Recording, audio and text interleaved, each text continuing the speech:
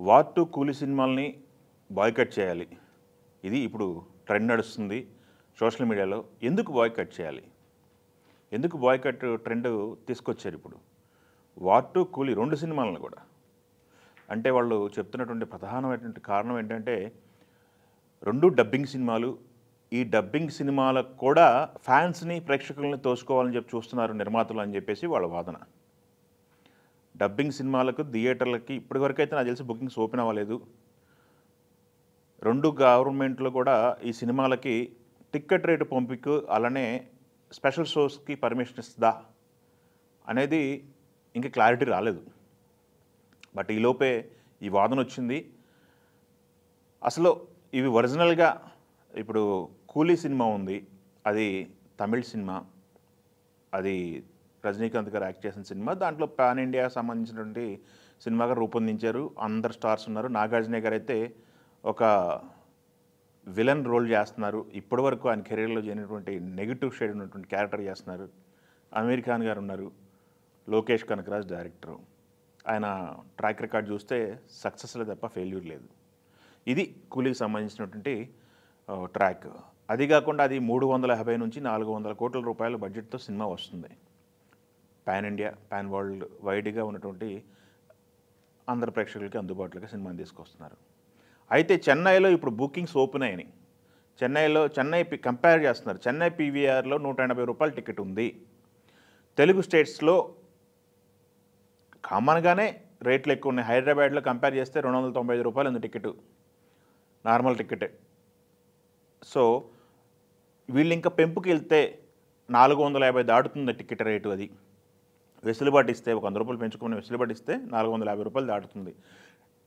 Telugu straight సినిమాలు, తెలుగు హీరోలు ఉన్నటువంటి సినిమాలని సరే పెంచుకోవడానికి వెసులుబాటు ఇచ్చారను, హై బడ్జెట్ ఇచ్చారను, పాన్ ఇండియా సినిమాను వెసులుబాటు ఇస్తే తెలుగు హీరోలు కాబట్టి తెలుగు ఆడియన్స్ భరిస్తారు. బట్ డబ్బింగ్ సినిమాలకు కూడా టికెట్ రేట్లు పెంచి ఆడియన్స్ని దోచుకుంటున్నారు అనేది ప్రతిపాదన. నిజంగా పెంచితే నిజంగా ఈ ఆరోపణ ఏదైతే ఉందో దాన్ని మనం కూడా ఏకీభవించవచ్చు. ప్రస్తుతానికైతే అది పెంచలేదు.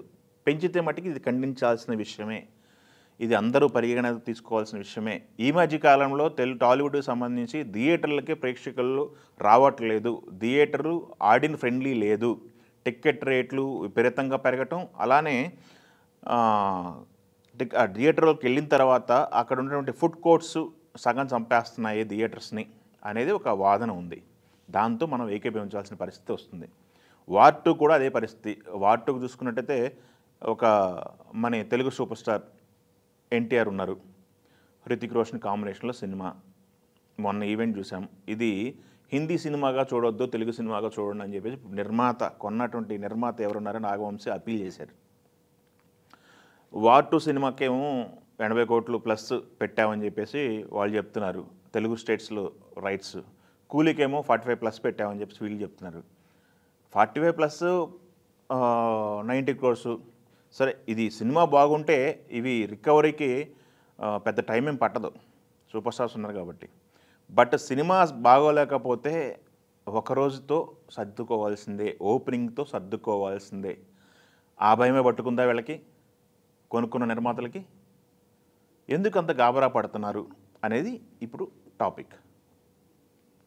నాగవంశీ మాట్లాడుతూ మన దేవరాకి మనం ఓపెనింగ్స్ ఇచ్చాము, డే 1 ఇచ్చాము,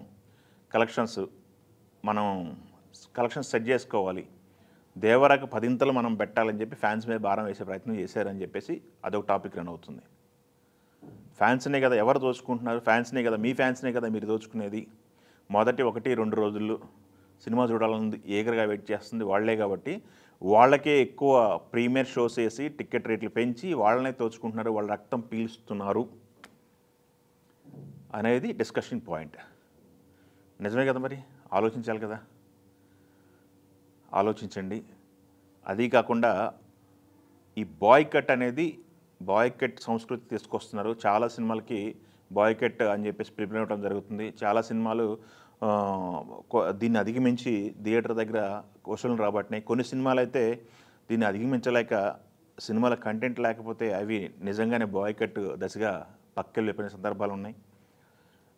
మిడిల్ క్లాస్ ఎప్పుడైతే థియేటర్ ఫ్రెండ్లీగా మిడిల్ క్లాస్కి థియేటర్ ఎప్పుడైతే ఫ్రెండ్లీగా ఉంటాయో అప్పుడే సినిమా బతుకుతుంది అనేది ఈ మెయిన్ కంటెంట్. నిర్మాతలు కానీ అటు హీరోలు కానీ చిత్ర పరిశ్రమ కానీ తెలుసుకున్న రోజు థియేటర్లన్నీ కూడా కళకళలాడుతున్నాయని చెప్పేసి మనకు అర్థమవుతుంది. మిడిల్ క్లాస్ వ్యక్తి ఎవరైనా ఒక ఫ్యామిలీతో 4 కలిసి థియేటర్కి వెళ్తే సుమారుగా టికెట్లు చూసుకుంటే ₹300 టికెట్ అనుకుంటే నార్మల్ 1200 టికెట్లకు పోతున్నాయి. అక్కడ పాప్కార్న్ డబ్బా ఒక్కొక్కటి 400 తక్కువ లేదు. గబాలన ఏదైనా popcorn, water bottle ₹100, tea coffee ₹120. ఇట్లా వాళ్ళు ఏది పట్టుకున్న క్యాంటీన్ వైపు ఒక్కసారి తల తిప్పారంటే 2000 లేచిపోతాయి. సో ఒక 4000 బడ్జెట్ పెట్టుకుంటే వీకెండ్ సినిమాకి వెళ్ళొచ్చు. ఆ 4000 వర్త్ సినిమాలు వస్తున్నాయా, కంటెంట్ ఉన్న సినిమాలు వస్తున్నాయా, థియేటర్ ఎక్స్పీరియన్స్ ఉన్న సినిమాలు వస్తున్నాయా